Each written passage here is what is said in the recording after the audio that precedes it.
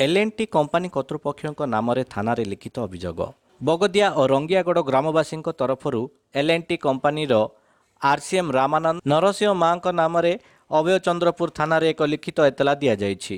गतकाली बगदिया पंचायत बीणापाणी सामल समेत ग्रामवासी माने अभय चांदपुर थाना पहुंची अधिकारी को एतला देइछन्ति। वर्तमान कोरोना संक्रमण प्रचुर मात्रा रे वृद्धि पाउथिबारु सरकार विभिन्न प्रकार सचेतनतामूलक पदक्षेप नेबा पई नियम करिसन्ति, किंतु ऑयल रिफाइनरी अधीन रे कार्यरत थिबा L&T कंपानी समस्त नियम को प्रत्याख्यान करुथुवा जणा पड़िछि। तेबे एही कंपानीर आरसीएम रामानंद नरसिंह राज्य बाहर तथा बिहार और पश्चिमबंग श्रमिक मानक आनी निकटस्थ ग्राम एक कॉलोनी रे रखिछन्ति। एही श्रमिक माने कोरोना सचेतना को न मानी एणे तेणे चलप्रचल करुथुबारु ग्रामवासी माने भयभीत होई रहिछन्ति। थाना को आस्थिलु एइथिपाई जे हमर एई पाखरे कॉलोनी होउची L&T वन कंपनी जे रामानंद नरसिंह देव मान नारे एफआईआर देलु अभयचंदपुर थाना रे एफआईआर देलु।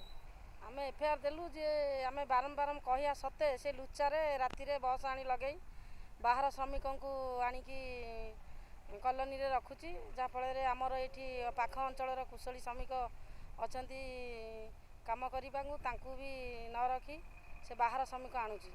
जदि बाहर श्रमिक आणुची वर्तमान सारा भारत वर्ष जो विश्व महामारी कोरोना व्यापी ए अंचल रे पारादीप अंचल रे प्रति पंचायत रे कोरोना व्यापी चलची।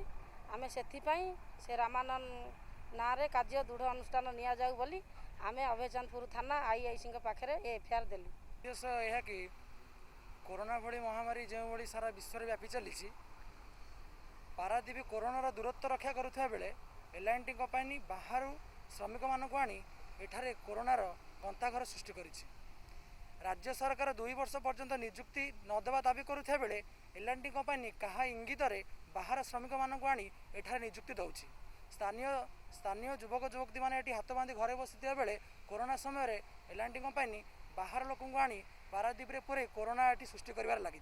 आम ये अनुमान करुचु ए प्रशासन खूब हाथ अच्छी। प्रशासन माध्यम L&T कंपानी बाहर श्रमिक मानक आणुची ए जिला प्रशासन हो कि राज्य प्रशासन हो समस्त ए हाथ रखिंट। आम आगामी दिन में L&T कंपानी को अवरोध करूँ और अभयचंदपुर थाना को रोक करने आम प्रतिश्रुति नहीं।